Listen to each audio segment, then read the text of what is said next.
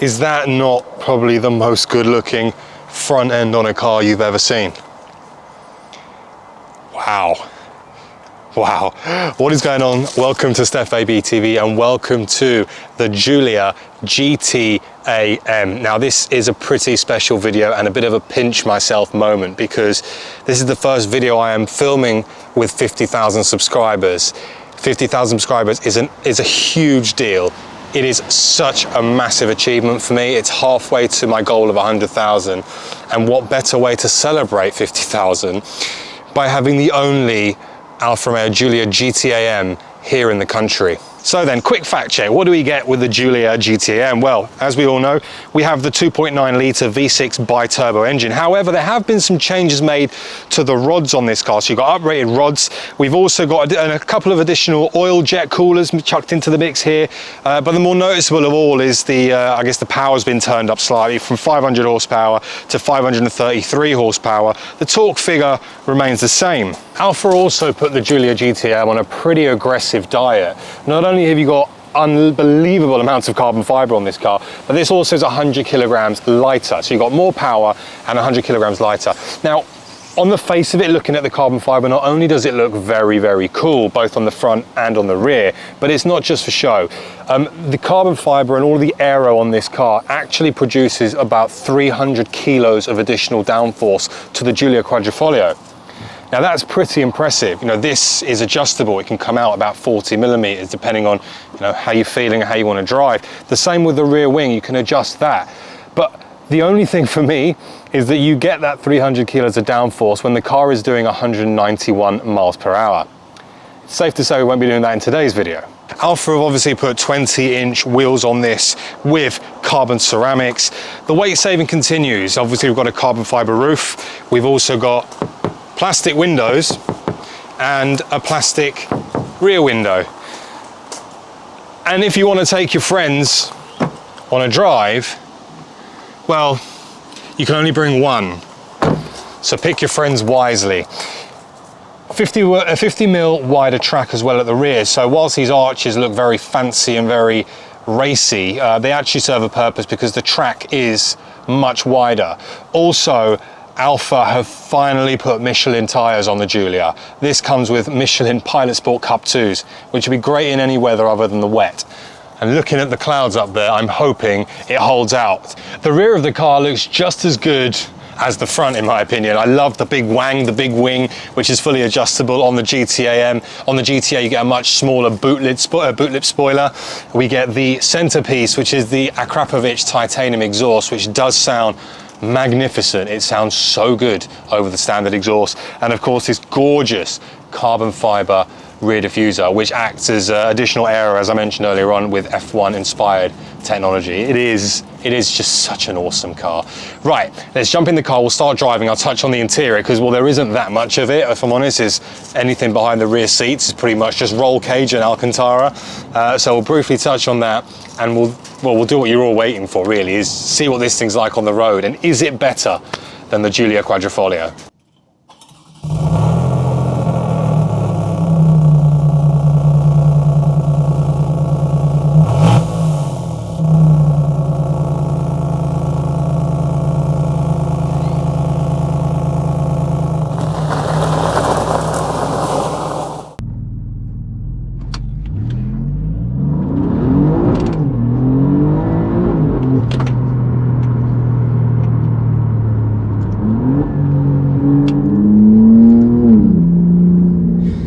Immediately you can hear how much louder the GTAm is compared to the standard Quadrifoglio, and a lot of that is going to be due to the amount of weight saving and kind of the fact that this car is stripped out. However, the akrapovic titanium exhaust does make a huge difference.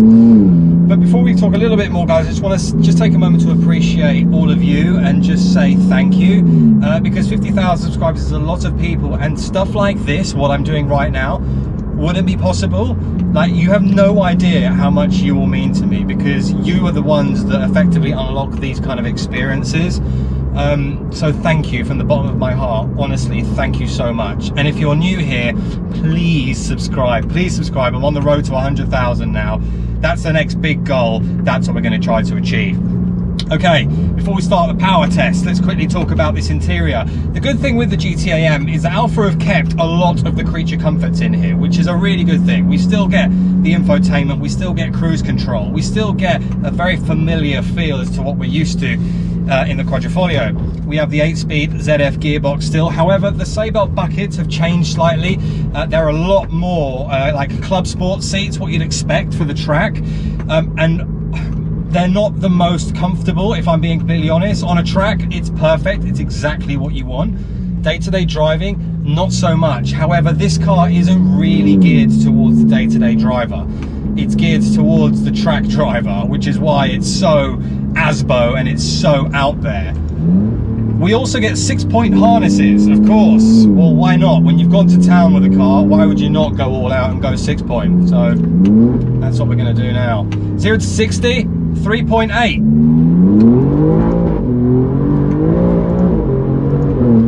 Wow.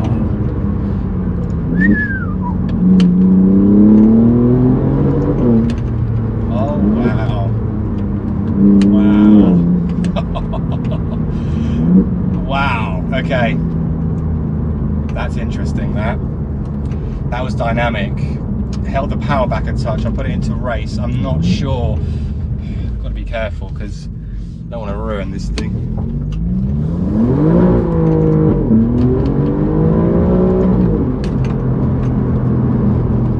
Definitely better in race. And actually, the Michelin Pilot Sport Cup 2s make a world of difference when it comes to grip.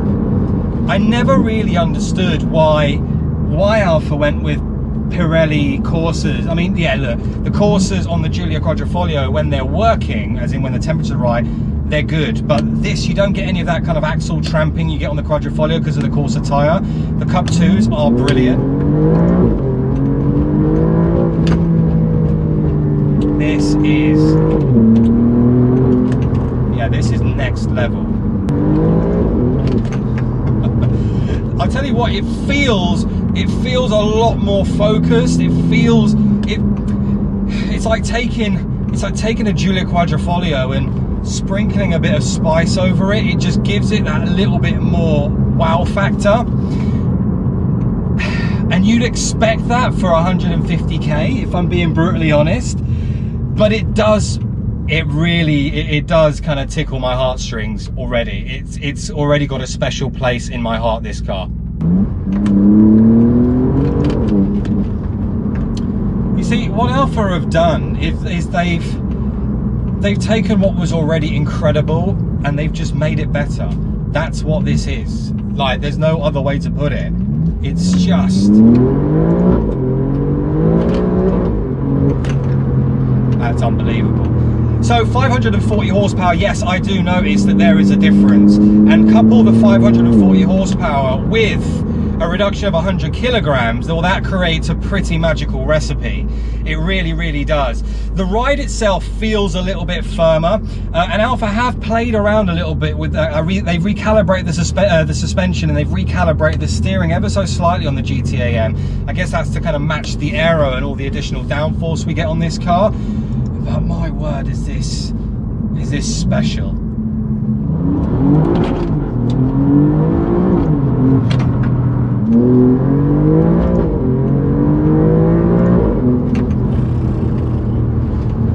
Yeah, so it is definitely firmer. I'm noticing that now. I am in race. Have I got the mid damper on? Now I've got the mid damper on. Actually, I had it on full track mode.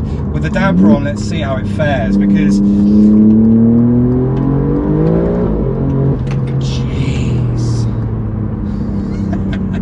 the thing that impresses me the most is just the levels of grip. I mean, I don't know what it's like in first. I've not really tried first. It might light the wheels up. Let's give it a go.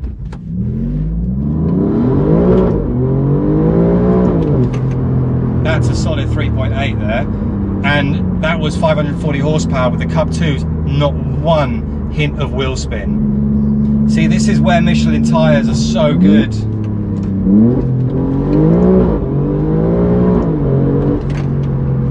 Incredible. Absolutely incredible.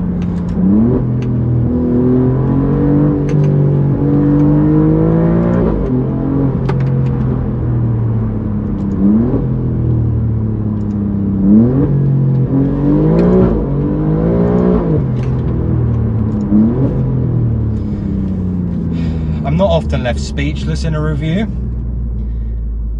Now, normally I would cut this out because I've not said anything, but I'm going to leave it in because this is pure emotion right now. This is what Alfa Romeo stand for. This is what they do. They provide character, soul, and emotion to their cars, and wow, what they're going to deliver to 500 lucky customers in this is nothing short of spectacular. And I'm going to call it out there. When I first got the car, I'll be honest, I thought, can it be that much different to a Quadrifoglio? And there are elements of it which you know are just very familiar, you know, elements which I'm extremely used to, but I can feel that increased responsiveness from the steering. It's not massive, but I can feel it. And already on what was a platform that delivered such good promise to Alfa Romeo in the form of the Giulia, what this GTAm has done is just elevated it. It is better. It's better than a Quadrifoglio. It is. You'd expect it to be. But it's better in different ways than I thought it would be. Naturally, looks and styling, it looks much better. Well, I guess that's down to a personal opinion, isn't it? Let's get past cyclists. That's down to personal opinion. But the suspension I thought would be too stiff, but it's not. It's got a really good compromise of firmness when you've got the bumpy road mode off. But when you've got it on, it feels just a tiny bit stiffer than the Quadrifoglio, which is, they've done well with that considering the fact they've played around with the suspension. The engine isn't just a little bit of a remap. They've done something. They've played around and improved the rods so that you can, I guess it's because they expect this to be thrashed around a track, so they've really just kind of gone to town on what may have been, again not fact, may have been the weak point. But wow, what they've created here is special. This is special. And of course the brakes. Whoa, the brakes. The carbon ceramics are doing an incredible job at stopping you. You can really feel the lightness of this. 100 kilos makes a hell of a lot of difference, especially when you plump in another 40 odd horsepower. That, yeah. Oh my good lord. Let's spin this round. It's superb. It's superb. Honestly, I'm jealous now of those who've got this. Oh, wow. It's quite forgiving. It's surprisingly forgiving. That back end starts to snake a bit, but because we've got so much grip through the Cup 2s and it's not raining, it allows me to fully exploit the performance of this car, which, oh, it's just incredible. The roll, there is still a little bit of roll as well, which again surprises me. I thought this was going to be so stiff that it would have made for a near impossible road car, and I'm really glad that I guess I didn't drive this up the Goodwood Hill climb. I'm glad I'm experiencing this on actual roads, which is what most of us will drive these kind of cars on, and give you a fair comparison to the Giulia Quadrifoglio, because taking it on a perfect, flat, amazing surface track will hide the fact that suspensions can be a lot more stiff on public roads. But this is real world. This actually is extremely compliant. There is enough roll for you to not feel like your fillings are going to fall out, but not enough for it to compromise and still feel as in a bit more enhanced than the QV. Of course, price is always going to be a question, but after spending a bit of time with this and really getting to grips and understanding the technology and the amount of effort that the engineers have put into something like this, you've just got to appreciate the fact that there is F1 tech in this, and every single piece has a purpose. What a machine, what a car, what a colour. Montreal green, we like that. It's different, isn't it? It's a very nice colour. It's a bit more deep than BMW's Isle of Man green, but it works so well with the amount of carbon that's around here. And just attacking these roads in this, Oh, I could do this all day long. I could do this absolutely all day long. What are my final thoughts on this Giulia GTAm? I mean, it's not often I get left speechless in a video, if I'm being honest, but this car just did exactly that. There were parts of that video where I just had to just embrace how brilliant this thing is. And as I said earlier, this is a Giulia Quadrifoglio ultimately, but what they've done is they've taken the best of the best and enhanced it. And, you know, there's a question for me, you know, is this worth the £150,000 price tag? I think absolutely, if you have the money. If you don't have the money and you're going to really stretch yourself and change your lifestyle to buy one, probably not. You know, you quite happily enjoy the public roads with a Giulia Quadrifoglio. But if you do have the money, this thing is sensational. And what else is incredible as well is the amount of looks and love this car has gotten. I mean, just driving it around, everyone slows down, they look, they give you the thumbs up. Everyone just appreciates how beautiful and how brilliant this Giulia GTAm is. But anyway guys, I hope you enjoyed this video. There will be more content on this car coming soon. If you did, please make sure to like, share and subscribe. And I'm going to see you all very soon on the next one. Take care. Bye bye.